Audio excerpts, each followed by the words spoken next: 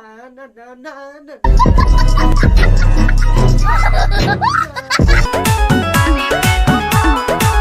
ले ओ यो सेठ गम कौआ राजा जी ले ओ यो सेठ गम कौआ राजा जी मारी मारी के घुमा पूरा गौवा राजा जी पूरा गौवा राजा जी मारी मारी के घुमा पूरा कौआ राजा जी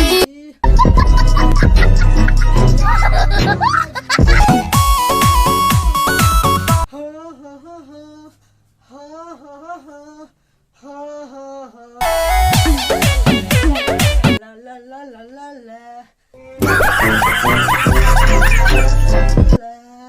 देखिनो नदियो भी चोरे लागो तो के मनवा हो रे लागो मन करे से लड़ेला हो तोहरे से मराई ढोरे ला हो कौआ में पायल झमकौआ राजा जी ले ले सेंठ गमा कौआ राजा जी मारी मारी मारी के घुमा पूरा राजा जी मारी मारी के घुमा पूरा गौवा राजा जी मारी मारी के घुमा पूरा गौवा राजा जी। हेलो दोस्तों, राम राम जी, कैसे हो आप सब। आई होप कि आप सब बहुत ही अच्छे होंगे और अच्छे रहने भी चाहिए।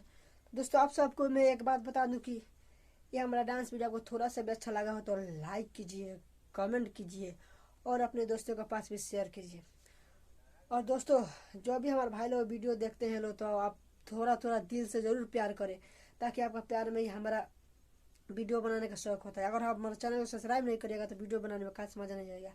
तो दोस्तों, हम वीडियो को ज़्यादा से ज़्यादा शेयर कीजिए और कमेंट करिए कि इस तरह वीडियो बनाइए। तो हमारे चैनल को जरूर सब्सक्राइब कर लीजिए। तो मिलते हैं दोस्तों दूसरे वीडियो में।